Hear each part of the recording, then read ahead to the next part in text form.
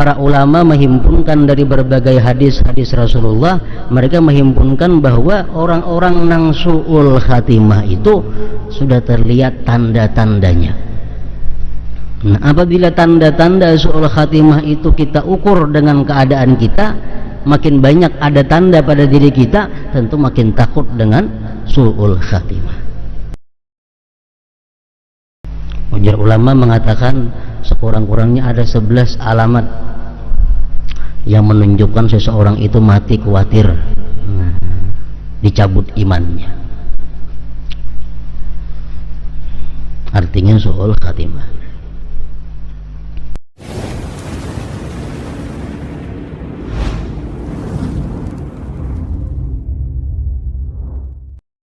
Bismillahirrahmanirrahim. Derajat tertinggi, rasa takut akan diperoleh jika seseorang merasa takut kepada Allah karena mengenal sifat-sifatnya. Perasaan takut seperti ini akan menjadi hal bagi orang yang bersifat dengannya meskipun dia seorang siddiqin.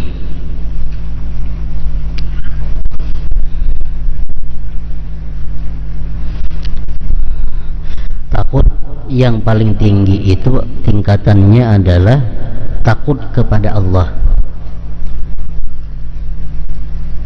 Kenapa takut kepada Allah? Karena Allah mempunyai sifat-sifat kebesarannya. Itu yang lebih afdal, yang lebih tinggi kedudukannya.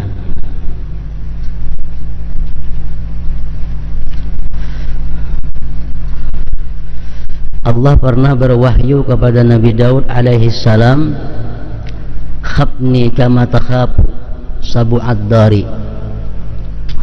Artinya, wahai Daud, ujar Tuhan, takutlah kamu kepadaku sebagaimana kamu takut terhadap binatang buas.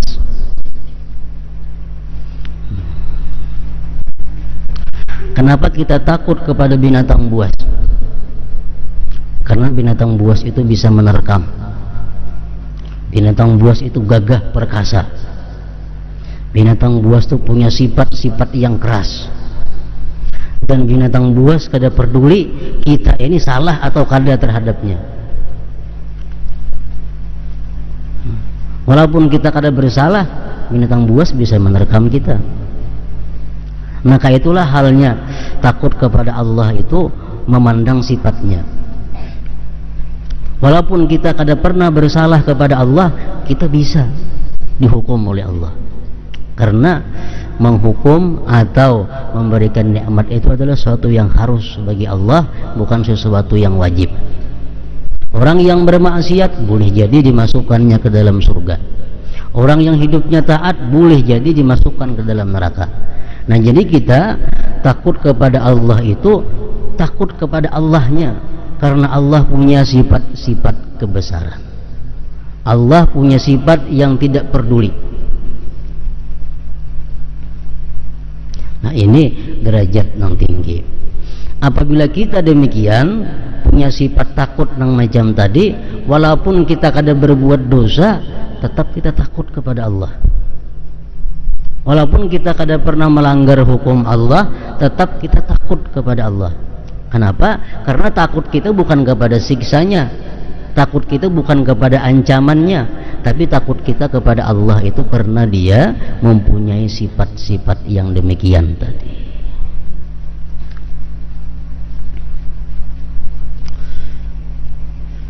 Nah, itu derajat takut yang tinggi.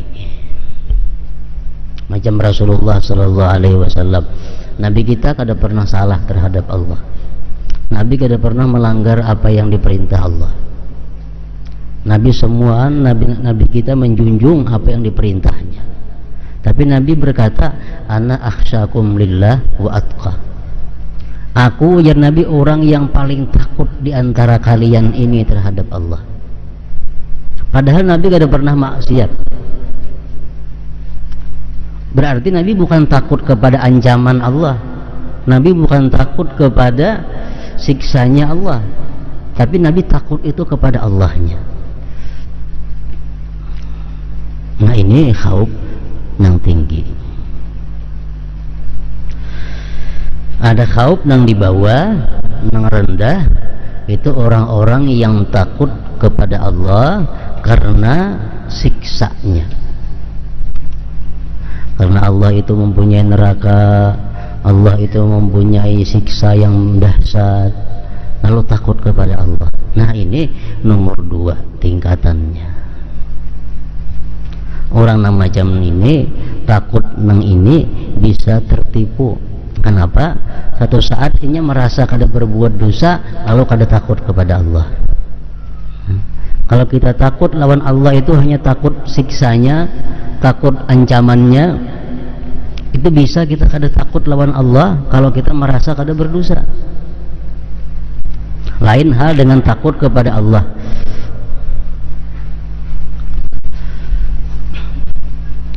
Jadi orang-orang yang beribadah kepada Allah, orang-orang yang menjauhi larangan Allah disebabkan takut, itu bisa terjadi. Disebabkan harap, bisa juga terjadi. Orang menjauhi yang dilarang Allah karena dia takut kepada Allah. Aku bukan takut siksanya, kada takut kepada Allahnya. Lalu aku tinggalkan ini perbuatan munkar, aku tinggalkan ini perbuatan yang dilarang, aku takut kepada Allah. Ini tinggi derajatnya. Ada orang yang meninggalkan munkar, ada orang yang meninggalkan yang diharamkan Allah karena takut dengan ancaman Allah. Kok kada wani melakukan ini karena masuk neraka mati. Kok kada wani melakukan ini karena dikubur, karena dihimpit oleh kubur. Aku kada wani melakukan ini karena kena bila mati sakit matinya. Nah ini tingkatan yang kedua, takut bukan kepada Allah tapi takutnya kepada ancaman-ancaman atau siksa-siksa yang diberikan Allah kepada orang-orang yang melanggarnya. Ini pun bagus juga. Kedudukan yang kedua ini. Ada lagi orang yang takut berbuat maksiat karena dia khawatir kalau matinya su'ul khatimah. Karena banyak hadis-hadis Rasulullah yang ancaman dosanya itu su'ul khatimah. Salah satunya riba. Orang yang melakukan praktik riba itu ancamannya su'ul khatimah. Nah kedawani riba. Kenapa? Ini bisa su'ul khatimah matinya. Kedawani aku melakukan riba, mati bisa kada beriman, lalu menarik diri daripada riba. Nah ini takutnya kenapa? Takutnya karena su'ul khatimah. Nah ini pun termasuk bagus juga walaupun di urutan yang nomor 2 ini.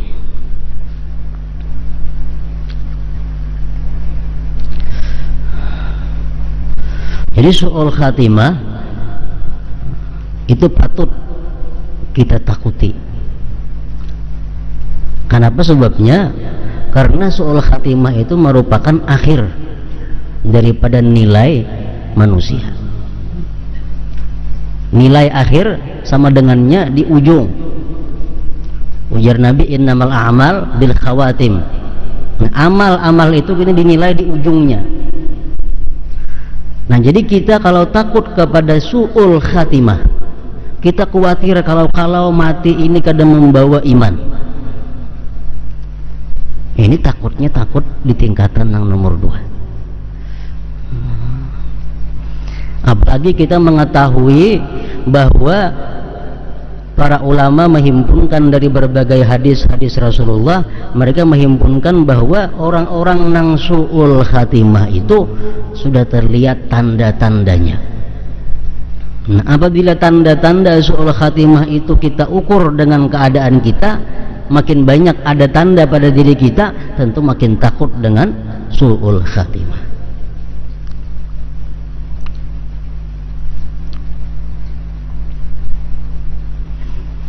ulama mengatakan sekurang-kurangnya ada 11 alamat yang menunjukkan seseorang itu mati khawatir dicabut imannya. Artinya su'ul khatimah. Pertama, harisan ala dunya wa jam'il mal. Orang ini suka tamak atas dunia dan suka menghimpunkan harta. Ini satu tanda apabila kita ini hidup ketujuh dengan dunia ini dan suka menumpuknya, suka menghimpunkannya, berarti ada securit pada diri kita ini alamat su'ul khatimah.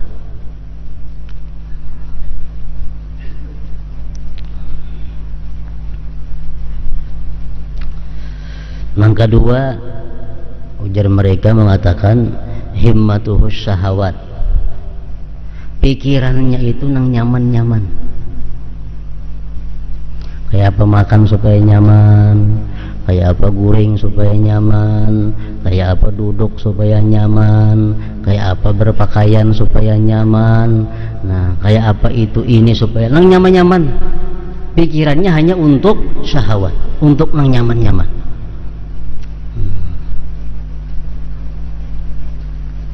Dalam diri kita ada yang demikian itu dua curip, sudah kita alamatnya su'ul khatimah. Yang ketiga, fahasan fil qaul wa miksara. Yang ketiga itu alamatnya adalah berkata-kata nang kada baik dan banyak bicara. Perkataan nang kada baik itu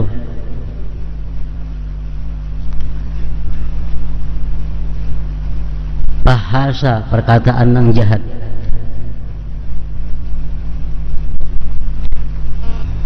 Bungo nyambat orang, bangsat, binatang. Ketujuh menyambat nangka itu bahasa. Sekali-sekali itu ada bapaknya gawian. Hari-hari kada kesambat ada bungo itu bilangnya, baik lawan bini atau lawan anak atau lawan siapa. Hari-hari kada lepas si muntung itu pada kalimat-kalimat nang jahat keluar. Nah, ini tanda juga. 3 curit sudah. Yang keempat, tahawun bis shalah. Memperinting dengan sembahyang. Sembahyang itu dianggap inting. Arti menganggap inting sembahyang itu luas. Jam berapa kagaknya sembahyang zuhur? Tidak ada masalah. Berjamaah kah kada jadi soal. Berjamaah itu kada dianggapnya satu keuntungan, kada berjamaah kada dianggap satu kerugian. Itu memperinting sembahyang. Kada peduli sembahyang berjamaah kada ada apa juga. Lawan rumah parak lawan langgar 4-5 langkah sampai ke langgar kada peduli. Nah, tahawun bisalah, memperinting lawan sembahyang. Sembahyang khusyuk kah, kada kah, berjamaah kah, kada kah, di awal waktu kah, di akhir waktu, kada peduli. Asal tak sembahyang aja. Nah, ini tahawun bisalah.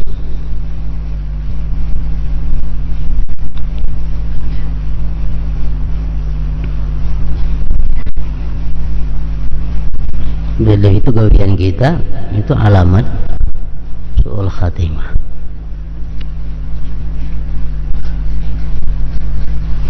Yang kelima, suhbatuhul fujjar. Nah, kekawanannya ini orang-orang yang kada baik. Kekawanan orang-orang yang kada baik. Kada ada bisa kawan yang orang saleh, orang yang takwa. Nang akrab lawan inya tuh kada ada orang-orang saleh. Nang akrab dua inya kada ada orang-orang takwa.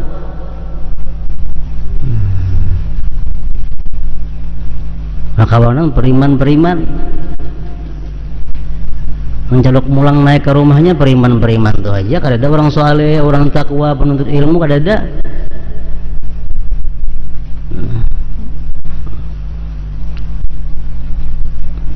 Keenam, sayyi'ul khuluq, jahat perangainya,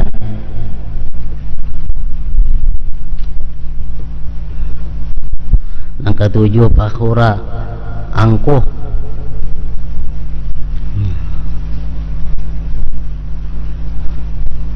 Nang kesembilan man'ul manfaat linnas, pamalar manfaat diri,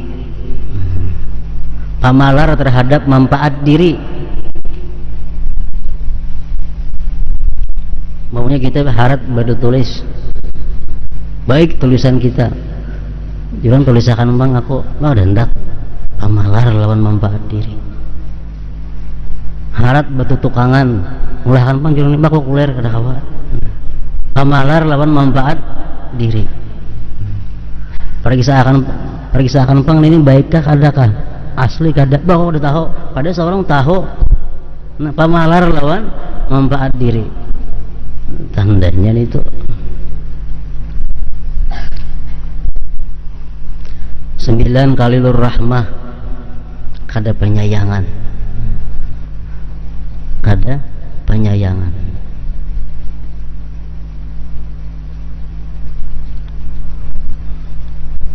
Salah seorang sahabat Rasulullah datang kepada Rasulullah. Rasulullah parahatan mencium cucu sidin Sayyidina Hasan, Sayyidina Husain. Dicium sidin, diangkat sidin, cucu sidin. Jadi jar sahabat Rasulullah tadi, wahai Rasulullah, ulun 9 besi anak kada pernah ulun ciumi anak ulun itu. 9 besi anak kada pernah ulun cium anak ulun. Ujian Nabi jam tu kada penyayangan ngarannya. Orang kada penyayangan, jadi Nabi kada disayangi Tuhan. Kada penyayangan lawan manusia, lawan makhluk Allah yang lainnya. Nang ke-10 bakhila, bakhil, pemalar. Artinya biar awak uyo, biar awak uyo, biar awak sakit, biar sambati orang, asa duit jangan keluar. Pemalaran itu.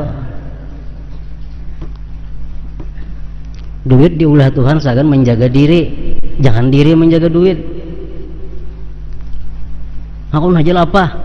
Hakun haja disambat orang apakah? Asa duit jangan keluar. Pemalaran itu. Terpaling. Allah menciptakan sesuatu dalam dunia ini, duit macam-macam supaya diri nyaman.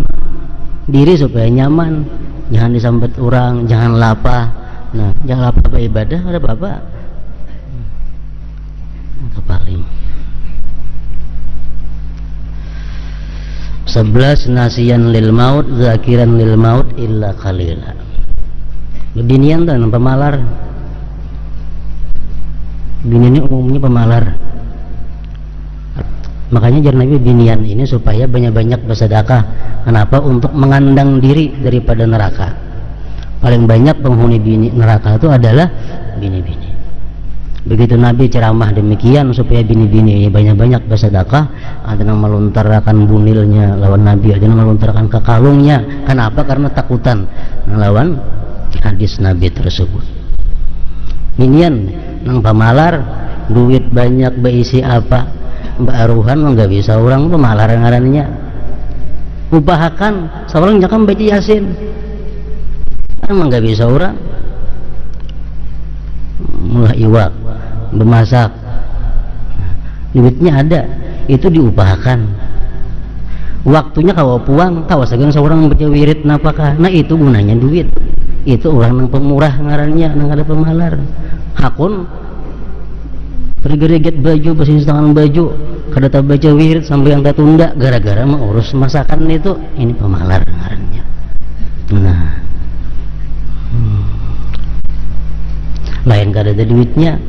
Nah duitnya kada ada, gak bisa orang, itu lain kisah.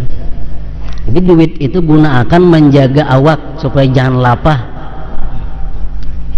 biar awak lapah untuk ibadah. Nah itu gunanya. Awak boleh aja lapah cuma untuk ibadah. Ibadah itu macam-macam, ada yang kawa diwakilakan, ada yang kada kawa diwakilakan. Membaca Quran kawa diwakilakan, kada kawa.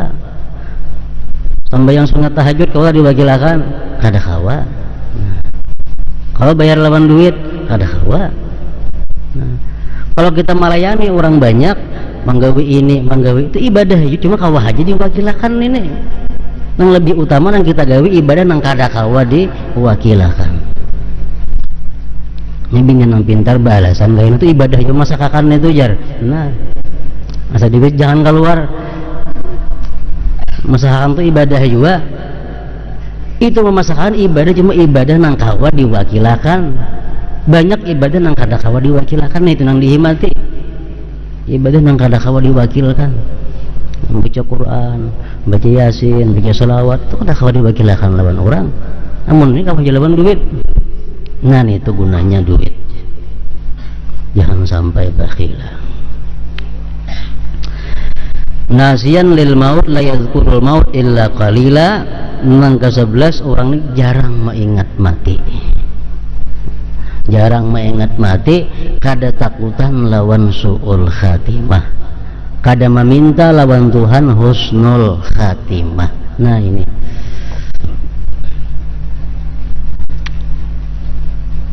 kesimpulannya, orang-orang nang mati bakal husnul khatimah itu adalah orang-orang nang sejak wahini takutan dan selalu minta lawan Tuhan husnul khatimah. Sembahyang doa lawan Tuhan, ya Allah berikan hamba husnul khatimah. Sembahyang ya husnul khatimah. Nah, dalam sujud kadang-kadang minta Allahumma khtim li bi husnil khatimah. Nah, itu tanda orang husnul khatimah. Takutan mati itu jahat dan selalu minta lawan Tuhan husnul khatimah. Kalau kita perasaan kadada takut mati itu kena dicabut iman. Kadada sampai wah ini kadada perasaan takut mati itu dicabut iman. Kada pernah tafakur, wah aku ini mati beriman juga, kada kakain ada tahu lagi nih. Kada pernah memikirkan itu. Mencari amalan-amalan supaya husnul khatimah maginnya ada subah juga. Jadi seolah-olah mati itu ya mati. Nah ini alamat orang yang mati su'ul khatimah. Su'ul khatimah.